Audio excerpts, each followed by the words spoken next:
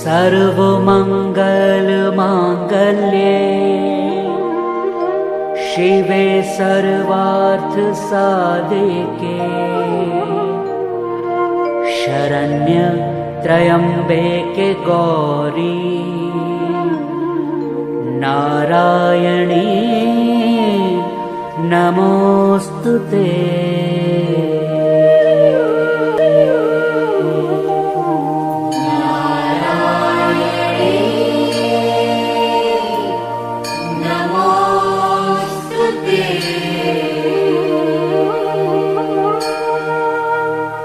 शरणागत दीनार्थ परित्राण परायणे सर्वस्यार्थे हरे देवी नारायणी नमोस्तुते।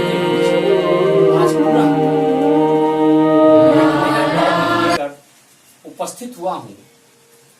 मित्रों, मैंने पिछले वीडियो में आपको रिप्रोडक्टिव हेल्थ के बारे में बतलाया, साथ ही साथ बतलाया कि आज हमारा भारत और विश्व में जनसंख्या की क्या स्थिति है, जिसके कारण पूरे विश्व में जनसंख्या विस्फोट एक परिचर्चा का विषय बन गया है। और इस जनसंख्या विस्फोट को नियंत्रित करने के लिए, जनसंख्या वृद्धि दर को नियंत्रित करने के लिए हमें कौन कौन सी विधियों को अपनाने की आवश्यकता है। जनसंख्या को नियंत्रित करने के लिए, जनसंख्या वृद्धि दर को नियंत्रित करने के लिए जो तरीके होते हैं, उन तरीकों में, उन विधियों में एक विधि था गर्भ निरोधक विधि। आज मैं आपके बीच उसी गर्भ निरोधक विधि अर्थात कंट्रासेप्टिव मेथड, जिसे बर्थ कंट्रोल भी कहते हैं, उसे लेकर उपस्थित हुआ हूं। मित्रों, आज का टॉपिक मेरा बर्थ कंट्रोल या कंट्रासेप्टिव मेथड अर्थात जन्म नियंत्रण या गर्भ निरोधक विधि पर आधारित है। जन्म नियंत्रण या गर्भ निरोधन की जो तरीके होते हैं, वो तरीकों को देखते हुए, तरीके तो बहुत सारे हैं, लेकिन उन तरीकों को 3 कैटेगरी में बांटकर हम देख सकते हैं। प्रथम कैटेगरी के अंतर्गत टेम्पोररी मेथड अर्थात अस्थायी विधि लिखा हुआ है। ये अस्थायी विधि की परिभाषा मैंने नहीं दिया है, लेकिन आप जरा समझें। अस्थायी विधि वैसी विधि जिसको अपनाने के बाद दोबारा गर्भ धारण की संभावना रहती है। यानी हम अभी संतान नहीं चाहते हैं, उसके लिए हम कौन से तरीकों को अपनाएं, कौन से बचाव का साधन को अपनाएं, जिससे गर्भ धारण करने की संभावनाएं नहीं रहें, लेकिन भविष्य में जब हम गर्भ धारण करना चाहते हैं तो हम उन तरीकों को छोड़कर, उन विधियों को नहीं अपनाकर गर्भ धारण कर सकते हैं। उसे ही हम लोग टेम्पोररी अर्थात अस्थायी विधि कहते हैं। पहली बात यह हो गई। दूसरी बात कि अस्थायी विधि आखिर कब अपनाया जा सकता है।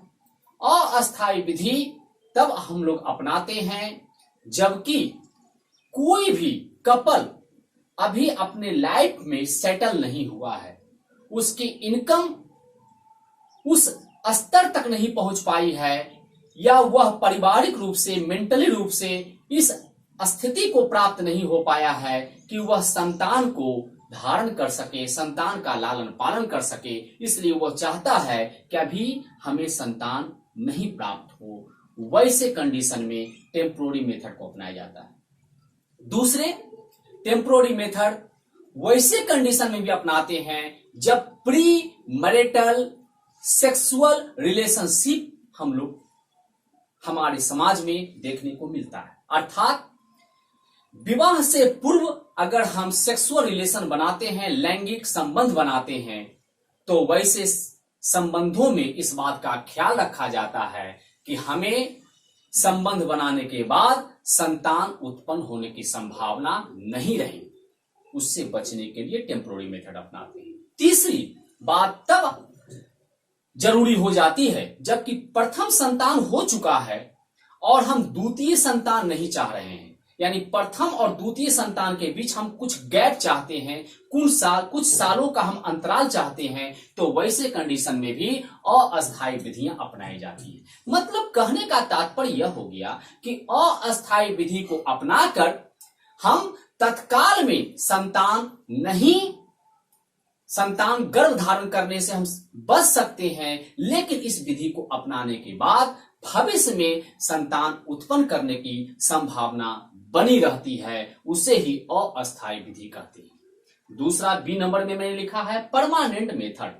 परमानेंट मेथड का मतलब हो गया, इसे अस्थायी विधि कहते हैं या सर्जिकल मेथड भी हम लोग कहते हैं। इस विधि को तब अपनाया जाता है जबकि संतान प्राप्त हो चुका है और कोई दंपति अब दूसरा संतान नहीं चाहता है। वह चाहता है कि जितने संतान हैं, जितने बच्चे हैं, हम उसी का अच्छे ढंग से लालन पालन करें, तो इस विधि को अपनाया जाता है।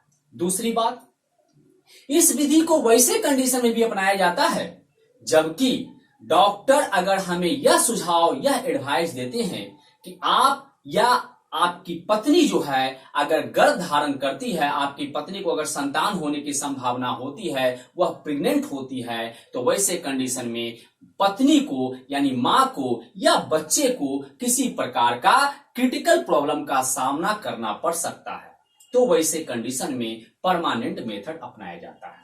यानी परमानेंट मेथड अपनाने के बाद फिर जो नेचुरल तरीका होता है संतान उत्पन्न करने का, वह संतान उत्पन्न करने का जो नेचुरल तरीका है वह बिल्कुल अवरुद्ध हो जाता है। प्राकृतिक रूप से संतान उत्पन्न नहीं किया जा सकता है। फिर उसके लिए कुछ टेक्निक के सहारे हम लोग ले सकते हैं, जिसमें आपको बहुत सारे टेक्निक के अंतर्गत आते हैं, जिसमें कि हम लोग आपको आगे पढ़ाएंगे भी परख नली शिशु के बारे में।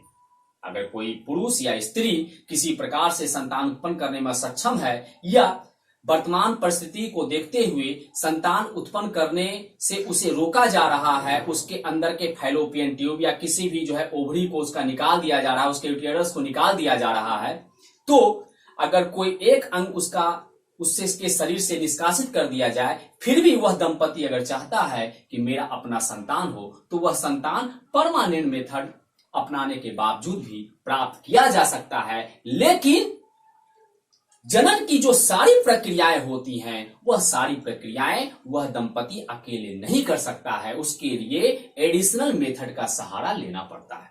ये हो गया परमानेंट मेथड। अब तीसरा हम लोग देखेंगे medical termination of pregnancy. Medical termination of pregnancy का मतलब हो गया कि किसी कारणवश कोई स्त्री गर्भ धारण कर ली है और वह गर्भ धारण ऐसे कंडीशन में हुआ है जबकि उसके लिए सम्मान पर चोट लगने का या सम्मान पर प्रश्न चिन्ह लगने का बात आ सकता है। और यह कंडीशन कब होता है? जब हम देखते हैं कि हमारे समाज में या कहीं भी वैवाहिक संबंध से पहले ही रिलेशनशिप स्थापित किया जाता है और उसमें सावधानियां नहीं बरती जाती हैं, तो वैसे कंडीशन में अगर गर्भ ठहर जाता है तो एमटीपी मेथड अपनाया जाता है। दूसरा, एमटीपी मेथड कब अपनाते हैं? एमटीपी मेथड हम लोग तब अपनाते हैं जबकि सेक्सुअल रिलेशनशिप बनाए हैं और जो दूसरे तरीके होते हैं गोलियों को लेने का या दवा का इस्तेमाल करने का, उन तरीकों को अपनाने के बाद भी अगर गर्भ ठहर गया है, तो वैसे कंडीशन में जो बच्चा है उस बच्चे को हम समाप्त करना चाहते हैं, अबॉर्ट करना चाहते हैं, तब हम लोग एमटीपी मेथड अपनाते हैं।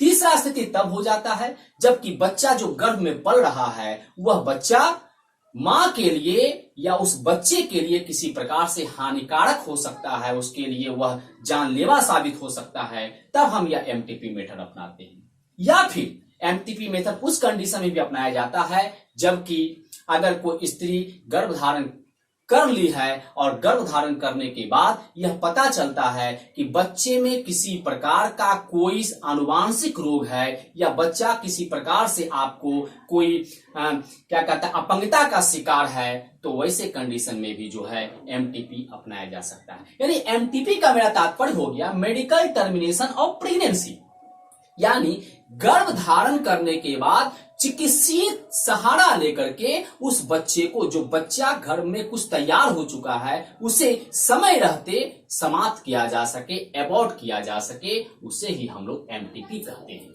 इसका दूसरा नाम है इंड्यूस्ड एबॉर्शन, प्रेरित गर्भपात, यानी जानबूझकर गर्भ को गिराना, गर्भ को नष्ट करना, इसे हम लोग इंड्यूस्ड एबॉर्शन भी कहते हैं। तो 3 कैटेगरी में बांटकर हम लोग यहाँ पर जन्म नियंत्रण की विधियों को जानने का कार्य करेंगे। मित्रों, मैंने यहाँ टेम्पोररी मेथड में अब कौन कौन से तरीके अपनाए जाते हैं उसके बारे में बतलाना शुरू किया है। देखिए, फर्स्ट नंबर मैंने दिया और लिखा है सेफ पीरियड, सुरक्षित काल, या इसको बोलते हैं रिदम मेथड, ताल विधि। इसका मतलब क्या हो गया? सेफ पीरियड यानी सेक्सुअल रिलेशनशिप जब हम बना रहे हैं किसी भी स्त्री के साथ, चाहे वो मेरी पत्नी है या वह जो है कोई और लड़की है, तो उसके साथ जब संबंध बना रहे हैं, तो संबंध बनाने के दौरान हम यह ख्याल रख रहे हैं कि गर्भधारण नहीं हो, और गर्भधारण नहीं होने के लिए हमें यह पता चल रहा है कि वह स्त्री एमसी कब होती है या उसमें मेंस्ट्रुएशन साइकिल कब शुरू होता है। तो हम अच्छी तरह जानते हैं कि गर्भ धारण करने के लिए मेंस्ट्रुएशन साइकिल के तहत 14वें 16वें दिन के बीच में जो ओवुलेशन की क्रिया होती है, जिसके तहत सेकेंडरी ओसाइट अर्थात द्वितीयक अंड कोशिका जब निकलता है, तो द्वितीयक अंड कोशिका का अंडाशय से निकलने के बाद जब वह अंडवाहिनी नली में पहुंचता है, इसी बीच अगर शुक्राणु भी स्त्री के शरीर में पहुंच जाता है, तभी जाकर के निषेचन की क्रिया होती है और गर्भधारण की संभावना प्रबल बनती है। अन्यथा अगर उसके पहले या उसके बाद संगम किया जाता है, कॉपुलेशन किया जाता है, तो वैसे कंडीशन में गर्भधारण का संभावना नहीं रहता है। तो मैंने यहां लिखा है सेफ पीरियड, सुरक्षित काल, या रिदम मेथड, ताल विधि। इसे लय विधि, आवर्ती विधि, आवधिक अर्थात पीरियोडिक विधि भी कहते हैं। फर्स्ट पॉइंट, यह प्राकृतिक परंपरागत विधि है। पहले से ही इस विधि को अपनाया जा रहा है। आज बहुत सारी टेक्निक निकल गए हैं, बहुत सारी विधियां निकल गई हैं, बहुत सारे रसायन आ गए हैं, लेकिन पुराने समय में, आदि काल में, या फिर हम लोग बहुत सारे अपने ऐतिहासिक काल में पढ़ करके देखते हैं कि उस समय पुरुष या स्त्री में इस बात की जानकारियां होती थी कि किस समय हमें रिलेशन बनाना है या किस समय रिलेशन नहीं बनाना है, जिससे कि गर्भधारण हम कर सके या गर्भधारण से हम बच सके। इसलिए यह प्राकृतिक है, परंपरागत यानी परंपरा से चलता रहा है, और साथ ही साथ ये अस्थायी विधि है। जब गर्भधारण की संभावना अर्थात एमसी के लगभग मध्य होने वाले अंडोत्सर्ग, जिसको ओवुलेशन कहते हैं, के बाद 48 घंटों तक होती है। यानी गर्भधारण की संभावना कब होती है? जब ओवुलेशन की क्रिया हुई है और ओवुलेशन में सेकेंडरी ओसाइट निकल गया है, तो 48 घंटे के बीच अगर हम ओवुलेशन क्रिया होने के 48 घंटे के बीच अगर हम संगम कर लेते हैं, स्त्री और पुरुष आपस में संगम कर लेते हैं, तो वैसे कंडीशन में गर्भधारण होता है। और अगर उस समय क्वाइटस अर्थात संगम से बचा रहता है कोई पुरुष या स्त्री, तो उसे गर्भधारण नहीं होता है। नेक्स्ट पॉइंट, प्रायः एमसी के शुरू होने के 9 से 17 दिन के बीच संगम से बचना रहता है, क्योंकि एमसी के 14वें से 16वें दिन के बीच होने वाले अंडोत्सर्ग में मुक्त द्वितीयक अंड कोशिका अर्थात सेकेंडरी ओसाइट कितने समय तक जिंदा रहता है? 1 से 2 दिन तक, अर्थात 24 से 48 घंटे तक। और कॉपुलेशन के दौरान पुरुष और स्त्री जब संगम करते हैं, आपस में एक दूसरे से मतलब क्या करता है, क्वाइटस करते हैं, तो पुरुष के पेनिस से जो निकलता है स्पर्म, वो स्पर्म जब स्त्री के शरीर में पहुंचता है या पुरुष के शरीर से जब बाहर निकल जाता है, तो 3 दिन तक जिंदा रहता है। तो मैंने लिखा है इजेकुलेशन द्वारा पुरुष के पेनिस से मुक्त शुक्राणु स्त्री शरीर में प्रवेश करने के बाद 3 दिन तक सक्रिय रहता है। इसी बीच निषेचन की संभावना रहती है। इन बातों को जानना जरूरी है, इसलिए जरूरी है क्योंकि हमारे समाज में ऐसी भ्रांतियां हैं कि सारा दोषारोपण स्त्री पर कर दिया जाता है। वैवाहिक संबंध बने हुए, विवाह बंधन में बंधे हुए लंबा समय गुजर गया है, सालों साल गुजर गया है, फिर भी स्त्री अगर गर्भधारण नहीं कर रही है, तो सारा जिम्मेवारी जो है हमारे समाज में, हमारे परिवार में स्त्री को ऊपर दे दिया जाता है। इसके बहुत सारे कारण हो सकते हैं, कोई जरूरी नहीं है कि वह स्त्री असक्षम है या पुरुष असक्षम है। उसका एक कारण यह भी है कि उसे यह पता नहीं है कि हम दोनों आपस में किस समय सेक्सुअल इंटरकोर्स करें। तो सेक्सुअल इंटरकोर्स में कब करना चाहिए? 14वें 16वें दिन के बीच में। एमसी के 14वें 16वें दिन के बीच में अगर सेक्सुअल इंटरकोर्स होता है, पुरुष और स्त्री के बीच में संबंध स्थापित होता है, तभी वह संबंध आपको गर्भ धारण के रूप में, परिणाम के रूप में प्राप्त हो सकता है। अन्यथा पहले या बाद में कितना भी संबंध स्थापित कर ले, उसका परिणाम गर्भ धारण के रूप में नहीं मिलता है। अगला पॉइंट, एमसी के 9 दिन से पहले और 17 दिन के बाद सेक्स करने से गर्भ धारण की संभावना नहीं रहती है। सारी बात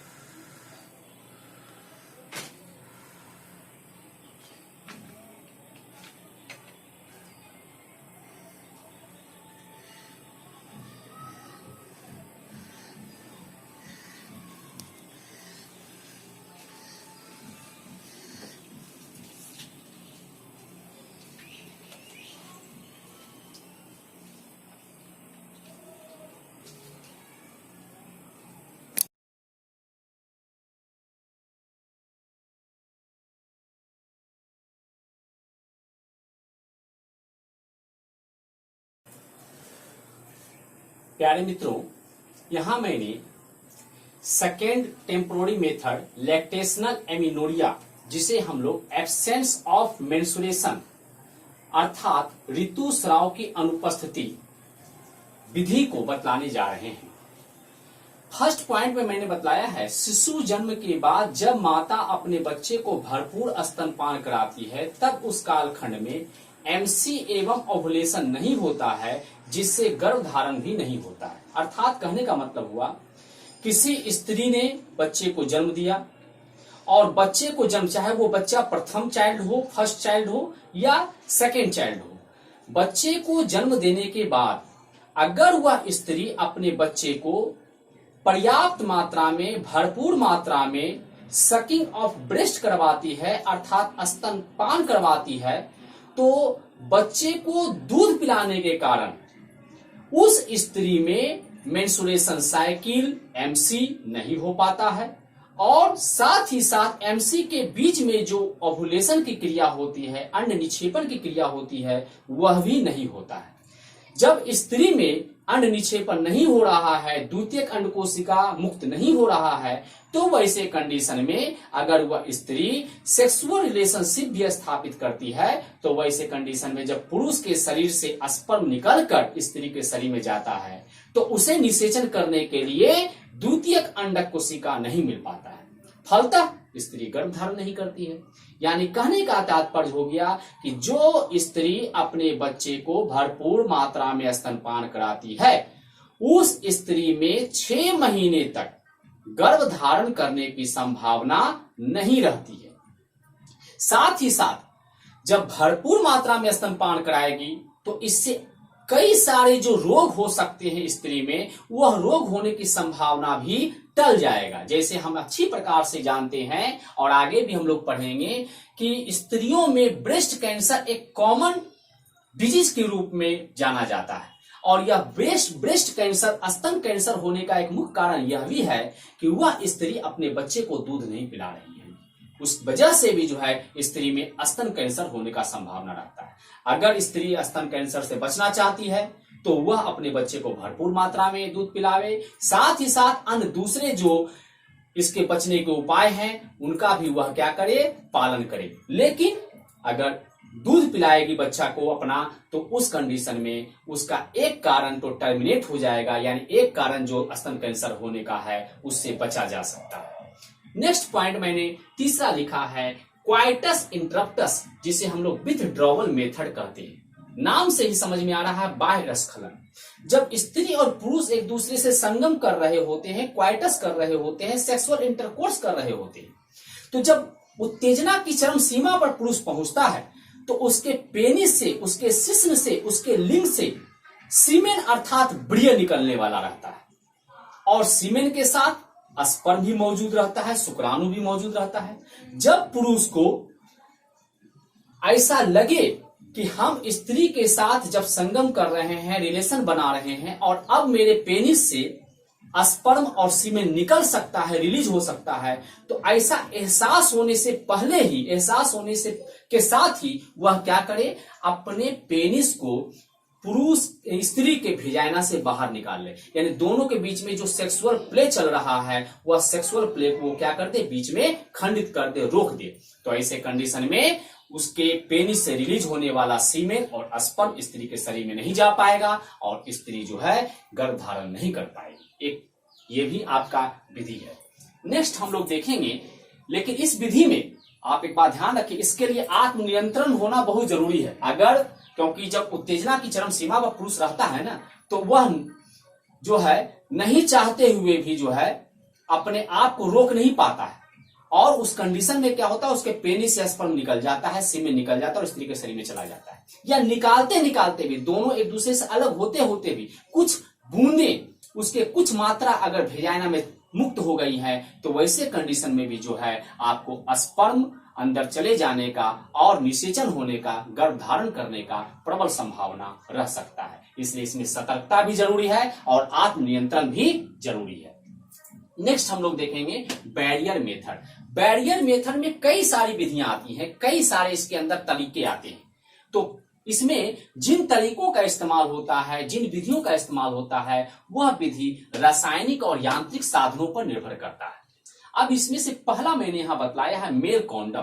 पुरुष कॉन्डम भी होते हैं और स्त्री कॉन्डम भी होते हैं। शुरुआत में जब आया था तो मेल कॉन्डम आया था। तो मेल कॉन्डम क्या होता है, एक बैलून के आकार का जो है, बड़ा जैसा बैलून रहता है, एक बैलून के आकार का जो है रचना रहता है, जो कि रबर या लेटेक्स से बना होता है। लेटेक्स क्या है, तो वनस्पति दूध है। उस वनस्पति दूध से या रबर से जो है आपको यह बैलून के आकार का, नली के आकार का रचना तैयार किया जाता है, जो सेक्सुअल रिलेशनशिप स्थापित करने से पहले ही पुरुष अपने पेनिस पर, अपने शिश्न पर चढ़ा लेता है, अथवा जब प्ले कर रहा है, पुरुष और स्त्री आपस में क्वाइटस सेक्सुअल रिलेशनशिप बना रहा है, तो उस समय जब पुरुष को एहसास हो कि मेरे पेनिस से स्पर्म निकल सकता है, तो स्पर्म निकलने से पहले ही वह अपने पेनिस को बाहर निकालकर उसके ऊपर जो है कॉन्डम का लेयर चढ़ा लेता है। तो ये दो कंडीशन है, या तो रिलेशनशिप बनाने से पहले या तो उसके स्पर्म रिलीज होने से पहले अपने पेनिस पर इस कॉन्डम का जब आवरण चढ़ा लेता है, तो वैसे कंडीशन में जब पेनिस से स्पर्म रिलीज होता है, ब्रियस सीमेन रिलीज होता है, तो स्त्री के वेजाइना में नहीं जाता है, बल्कि वह कॉन्डम के अगले हिस्से में जाकर इकट्ठा हो जाता है। इस वजह से स्त्री निषेचन नहीं कर पाती है, गर्भ धारण नहीं कर पाती है। लेकिन इस बात को, इसके साथ हमें यह भी ध्यान रखना पड़ता है कि वह जो चढ़ाया गया कॉन्डम है वह पूर्णतः सही हो। ऐसा ना हो कि उसमें कहीं प्रकार से, किसी प्रकार से वो क्षतिग्रस्त रहे। इसलिए आमतौर पर कॉन्डम जो है वह सिंगल यूजेज होता है, अर्थात एक बार इस्तेमाल करने के बाद दोबारा उसका इस्तेमाल नहीं किया जाता है, उसे डिस्पोज कर दिया जाता है, उसे फेंक दिया जाता है, जो कि इको फ्रेंडली रहने की वजह से पर्यावरण में जो है जाकर के डिकम्पोज हो जाता है, अपघटित हो जाता है। साथ ही साथ अब मार्केट में जो है ऐसे कई सारे कॉन्डम आए हुए हैं जो अलग अलग फ्लेवर के होते हैं। यह फ्लेवर वाले कॉन्डम भी बाजार में उपलब्ध हैं। साथ ही साथ हम देखेंगे कि जो कॉन्डम है न केवल गर्भ धारण से बचाता है, बल्कि स्त्रियों में या पुरुषों में होने वाले कई लैंगिक संसर्ग रोग, अर्थात सेक्सुअल ट्रांसमिटेड डिजीज, जिसे हम लोग शॉर्ट में एसटीडी कहते हैं, उससे भी यह बचाने का काम करता है। एड्स से भी यह सुरक्षा देने का काम करता है। इसलिए कॉन्डम बहुत ही फायदेमंद है। और यह कॉन्डम प्री मैरिटल रिलेशनशिप, अर्थात विवाह से पहले संबंध स्थापित करने वाले स्त्री पुरुष भी इसका इस्तेमाल करते हैं, और विवाह के तदुपरांत भी इसका इस्तेमाल किया जाता है। निरोध जो है एक बहुत चर्चित कॉन्डम है, बहुत लोकप्रिय कॉन्डम है। शुरुआत में जब बाजार में कॉन्डम आया था तो निरोध बहुत ज्यादा लोकप्रिय, उसी समय से ये चलता आ रहा है, और इसे सरकारी संस्थाओं के द्वारा, एनजीओ के द्वारा फ्री में डिलीवर किया जाता है, मुफ्त में बांटा जाता है। इस प्रकार से हमने मेल कॉन्डम के बारे में जाना। इसका स्ट्रक्चर क्या होता है हम आगे देखें।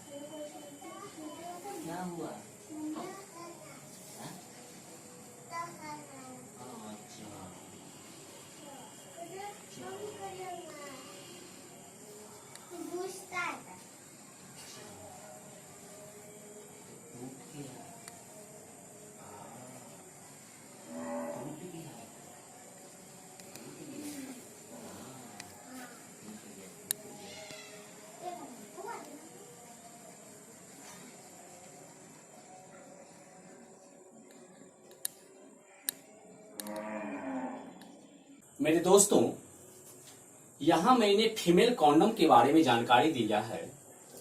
मैंने प्रथम पॉइंट में बतलाया, इसे फेम सील्ड उपकरण भी कहते हैं। यानी फीमेल कॉन्डम जो होता है वह फेम सील्ड उपकरण होता है। सील्ड हमको किसको कहते हैं? सील्ड हम उसे कहते हैं जो किसी भी स्ट्रक्चर को अंदर से, मान लीजिए कि आपको, हम लोग देखते हैं बहुत जगह क्या होता है कि हम लोग घर में कोई मिट्टी का बर्तन बना रहे होते हैं। तो मिट्टी का जब बर्तन बना रहे होते हैं तो मिट्टी का बर्तन बनाने के लिए हम लोग क्या करते हैं, उसके ऊपर में जो है आवरण चढ़ाते हैं। तो उसके ऊपर में जब आवरण चढ़ाते हैं तो उसको कहते हैं अपर कवर करना। लेकिन अगर हम नीचे से उसको आवरण चढ़ाते हैं तो उसको कहते हैं सील्ड करना। तो इसे फेम सील्ड उपकरण भी कहते हैं। यह पॉलीयूरेथेन की थैली है। यह बाह्यजननांग और योनि को ढकने के काम आता है। यह भी एसटीडी अर्थात सेक्सुअल ट्रांसमिटेड डिजीज से बचाता है। अब देखिए कि फीमेल कॉन्डम और मेल कॉन्डम का स्ट्रक्चर क्या होता है। मेल कॉन्डम जिसे कि बाजार में निरोध के नाम से लोग जानते हैं, ऐसे आज के डेट में कॉन्डम कई सारे ब्रांड के आए हुए हैं। लेकिन निरोध जो है बहुत पुराना और लोकप्रिय कॉन्डम है, जो सरकार के द्वारा और बहुत सारे एनजीओ, स्वयंसेवी संस्थाओं द्वारा मुफ्त वितरित किया जाता है। ये मेल कॉन्डम और ये फीमेल कॉन्डम। मेल कॉन्डम में इस जो कॉन्डम को आप देख रहे हैं, इसको हम लोग पेनिस के ऊपर में चढ़ा लेते हैं। जब पेनिस से रिलीज होता है स्पर्म और सीमेन, तो इसमें जाकर के इकट्ठा हो जाता है। ये दोनों कॉन्डम जो होते हैं वो डिस्पोजल होते हैं, सिंगल यूजेज होते हैं। नेक्स्ट हम पॉइंट जान रहे हैं डायफ्राम। डायफ्राम में लिखे हैं कि यह नली के आकार का रबर का आवरण है। इसमें किनार लचीले धातु का रिंग या स्प्रिंग किनारे पर होता है, जिसे गर्भाशय के प्रवेश द्वार सर्विक्स के ऊपर लगा दिया जाता है। यह शुक्राणु को अंदर प्रवेश करने से रोकता है। इसे दोबारा इस्तेमाल किया जा सकता है। जो है हम कई बार इस्तेमाल कर सकते हैं, लेकिन इसे ज्यादा बार इस्तेमाल करना भी अच्छी बात नहीं है, क्योंकि इससे इसकी गुणवत्ता जो होती है वह समाप्त होती चली जाती है। नेक्स्ट है वॉल्ट कैप। यह अर्धवृत्ताकार कैप लाइक डोम, डोम मतलब गुंबदाकार, गुंबद के आकार का रचना है। इसे सर्विक्स के अंदर फिट कर देते हैं। इसे पुनः इस्तेमाल किया जा सकता है। और सर्विकल कैप, यह रबर की बनी छोटी डायफ्राम जैसी रचना है। इसे सर्विक्स के ऊपर फिट किया जाता है। यह गर्भाशय में शुक्राणु को प्रवेश करने से रोकता है। इसे दोबारा प्रयोग कर सकते हैं। तीनों जो डायफ्राम, वॉल्ट और सर्विकल कैप हम देख रहे हैं, इन तीनों के बारे में मैंने बतलाया है कि इसे दोबारा इस्तेमाल कर सकते हैं, लेकिन कितनी बार इस्तेमाल कर सकते हैं ये कहा नहीं जा सकता है, पहली बात। दूसरी बात, इसे जब भी इस्तेमाल करेंगे तो चूंकि पहली बार जब ये यूज हुआ था तो उस समय इसमें कहीं ना कहीं मेल का स्पर्म जो है इसके ऊपर में अपने आप को लेडित कर दिया था, इसके ऊपर अपने आप को आवृत कर दिया था। तो उस शुक्राणु को नष्ट करने के लिए हम लोग क्या करते हैं कि जब इसे दूसरी बार इस्तेमाल करते हैं तो डायफ्राम, वॉल्ट कैप और सर्विकल कैप को हम शुक्राणु नाशक रसायन से, पेस्ट से, क्रीम से, फोम से इसे क्या करते हैं, जेली से हम इसे साफ करते हैं। जो शुक्राणु नाशक यानी स्पर्मिसाइड्स होता है वह शुक्राणु को समाप्त कर देता है। अगला हम लोग देख रहे हैं आईयूडी। आईयूडी का फुल फॉर्म होता है इंट्रा यूटेरिन डिवाइस। इंट्रा मतलब अंतः, यूटेरिन मतलब गर्भाशय के अंदर, डिवाइस मतलब युक्ति, या कह सकते हैं डिवाइस का उपकरण भी हम लोग कह सकते हैं। तो अंतः गर्भाशय युक्ति या अंतः गर्भाशयी उपकरण, यह 3 प्रकार का होता है। इसका इस्तेमाल कुशल डॉक्टर करते हैं या जो नर्स होते हैं वो करते हैं। यह 3 प्रकार का होता है। इसे कुशल चिकित्सक अर्थात डॉक्टर या परिचारिका अर्थात नर्स योनि मार्ग यानी भेजाइना से अंदर प्रवेश करके गर्भाशय में इसे लगाया जाता है। इसका अपना लाइफ पीरियड होता है। इसमें जितने भी डिवाइसेस आते हैं उनका अपनी गुणवत्ता या उनकी कार्य क्षमता एक निर्धारित समय तक ही बनी रहती है। उसके बाद यह काम नहीं करता है, यह गर्भ निरोधन में उपयुक्त नहीं होता है, गर्भ धारण को रोकने का काम यह नहीं कर सकता है। इसलिए निर्धारित समय के बाद जब इसकी कार्य क्षमता घट जाती है या जो डॉक्टर इसको प्रिस्क्राइब करते हैं कितने समय के बाद आप इसको निकाल देंगे, तो उसके बाद आईयूडी के तहत जिन भी उपकरणों का इस्तेमाल किया गया है उसे बाहर निकाल दिया जाता है। इसलिए मैंने यहाँ पर लिखा है कि इनका अपना लाइफ पीरियड होता है, अर्थात एक निर्धारित समय तक ही यह गर्भधारण को रोक पाने में सक्षम होती है। इस प्रकार से आईयूडी है। अब आईयूडी में कौन कौन से 3 प्रकार के डिवाइसेस आते हैं और वो किन किन नामों से जाने जाते हैं उसके बारे में हम आगे जानकारी प्राप्त करेंगे।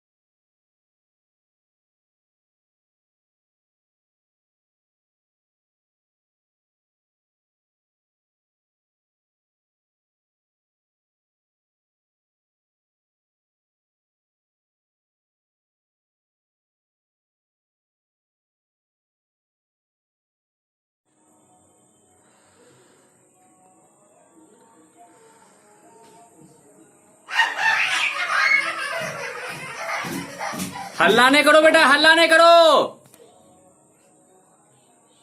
हल्ला नहीं करो बेटा।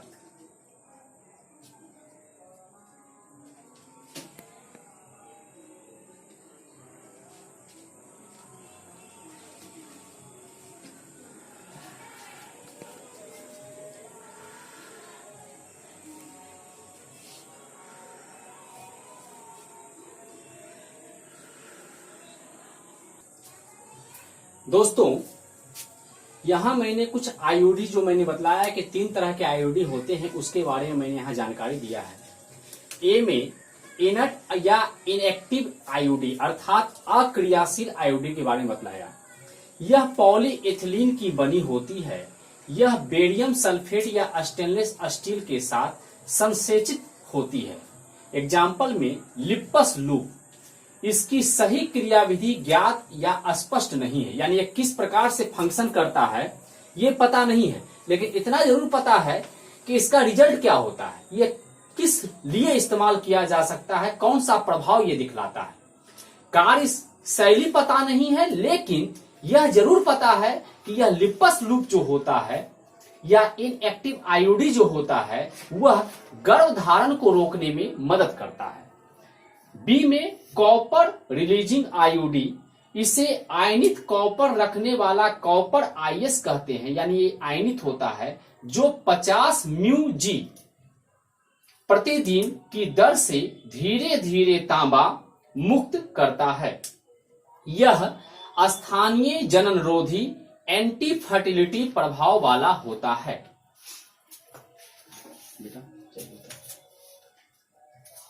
एंटी फर्टिलिटी प्रभाव वाला होता है। नेक्स्ट, यह शुक्राणु की गति एवं द्वितीयक अंड कोशिका में निषेचन की क्षमता को कम करता है। यानी कॉपर रिलीजिंग आयोडीन वो क्या करता है, कई बार आपको ऑब्जेक्टिव क्वेश्चन में पूछा गया है कि कॉपर टी या कॉपर आईयूडी जो है वह क्या करता है, उसका फंक्शन क्या है। तो उसका फंक्शन आपको बहुत सारे ऑप्शन में दिए हुए रहेंगे, तो ध्यान रखिएगा। यह शुक्राणु की गति को धीमा कर देता है और साथ ही साथ सेकेंडरी ओसाइट्स में जो निषेचन की कैपेबिलिटी, जो क्षमता होती है, उसे ये घटा देता है। 3 से 5 वर्षों के बाद कैल्शियम जमा हो जाने के कारण इससे तांबा मुक्त होना अर्थात कॉपर मुक्त होना कम हो जाता है, जिसके कारण यह उतना प्रभावी नहीं रहता है। वैसे कंडीशन में इसको निकाल कर और आवश्यकता पड़ने पर दूसरा कॉपर टी लगाते हैं। एग्जाम्पल में CUT 380A जो 7 से 10 वर्ष तक प्रभावी रहता है।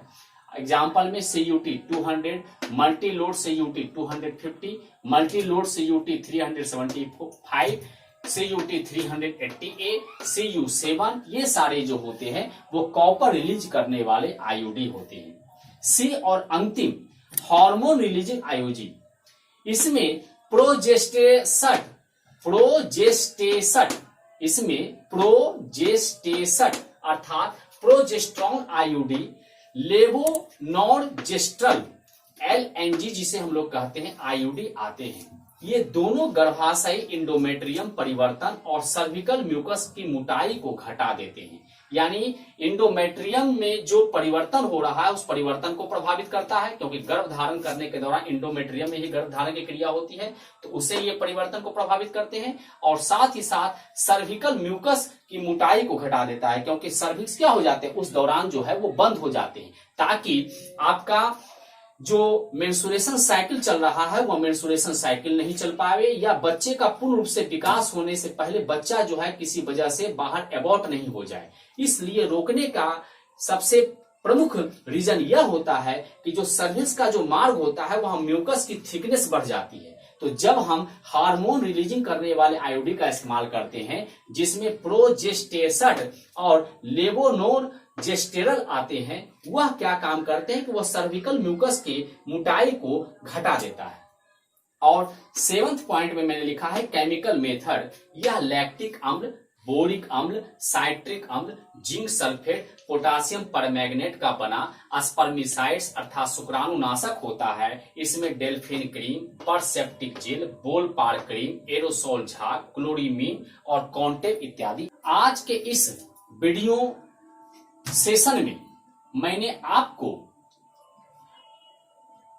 अस्थायी अर्थात टेम्पोररी मेथड जो कंट्रासेप्टिव के होते हैं, गर्भ निरोधन को रोकने के जो अस्थायी विधियां होती हैं उनके बारे में जानकारी दिया।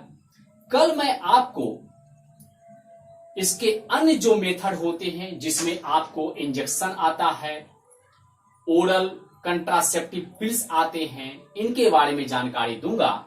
और साथ ही साथ अस्थायी तरीके से, परमानेंट मेथड से कौन कौन कंट्रासेप्टिव डिवाइस का, कौन कौन कंट्रासेप्टिव मेथड का इस्तेमाल किया जाता है उसके बारे में मैं आपको बतलाऊंगा। आज के लिए बस इतना ही। मुझे आप अपने पंकज सर को आज के लिए इजाजत दीजिए। फिर अगले वीडियो सेशन में आपसे मुलाकात होगी। तब तक के लिए जय हिंद, जय भारत।